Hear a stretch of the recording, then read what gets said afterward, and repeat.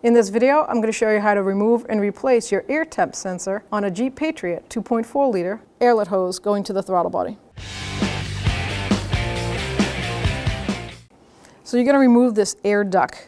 There's two clips right here, and you just twist them halfway like that, and they unlock. Lift it up, just pull it right out of that air duct. That's the air filter housing. That's the fresh air inlet.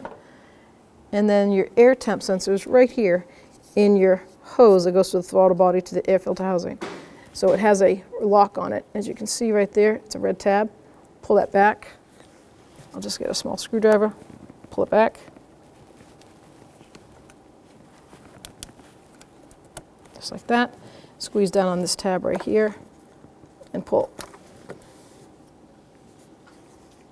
Now this doesn't screw in, it's just kind of like a rubber piece. We're just going to pull it like that, and it's going to pop right out.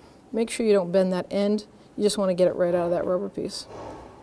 Now to install the new one, I'm just going to pull the tab like that and just give it a rock back and forth until it pops all the way in. There it is.